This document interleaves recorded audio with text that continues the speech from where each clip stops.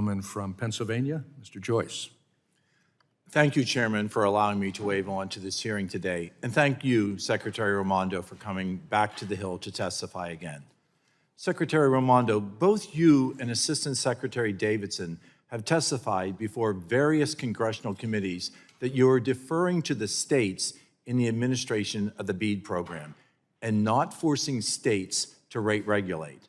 Just last year in December, Mr. Davidson assured this committee that you would not engage in rate regulation and that you would, and I'm quoting, embrace the sort of laboratory of democracy. Let different states approach this in different ways, unquote. In fact, last month, you testified in the Senate that the Department of Commerce is, again, I'm quoting, not in the business of rate regulation. Despite these statements, we have heard repeatedly that this is not aligned with the reality that's occurring on the ground. You have approved only a small number of state plans, all of which appear to regulate broadband rates by adopting a specific price for broadband service. We've heard from numerous states that NTIA is requiring them to specify rates for various broadband offerings in order to receive that final approval of its initial proposal.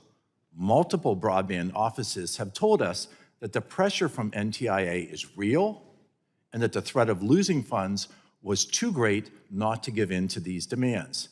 Some states have also complained that you, specifically, Madam Secretary, are calling their governors and demanding that the state comply with NTIA's direction on specific price points for low-income and other broadband plans.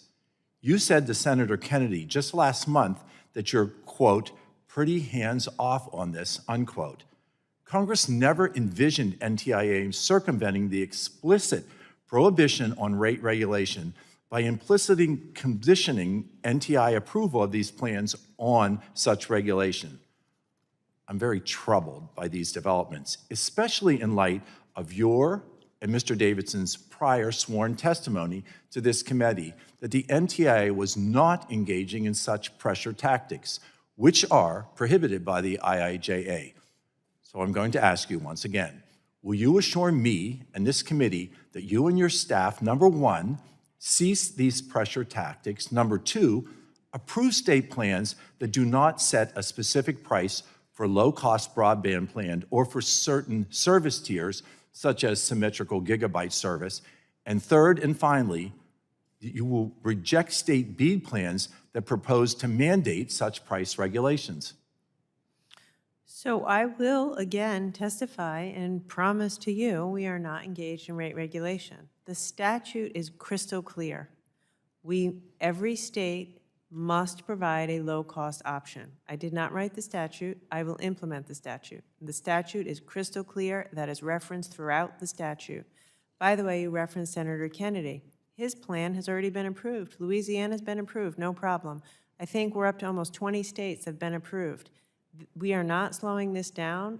We are not using, as you say, pressure tactics.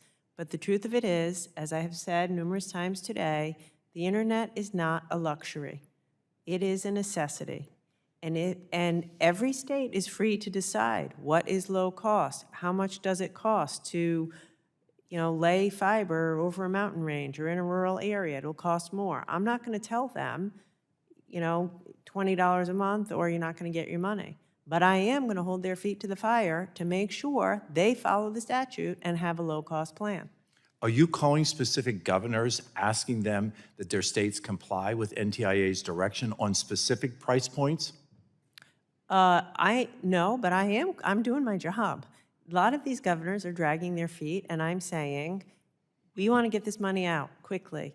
Please get us your proposal and work with us so that we can get the money out the door. I am not calling anyone and saying, you have to do this cost. What I am saying is— there are no cost specifics that you're directing to any individual state regarding the implementation of the BEAD funds? No. Thank you. My state is one of those states. I represent South Central Pennsylvania with many hills and valleys, with many nooks and crannies, with many hills and hollers, which Yes. make the laying down of fiber impractical. We need an all-of-the-above approach to be able to successfully roll out this BEAD money, and the success of this program hangs in balance. And I am deeply concerned that the NTIA's heavy-handed rate regulation requirements, among others, will push this program towards failure, leaving the rural Americans that I represent in South Central and South Pennsylvania without that necessary broadband access, without that connectivity for the farmers, for the teachers, for the patients who need to connect with their doctors.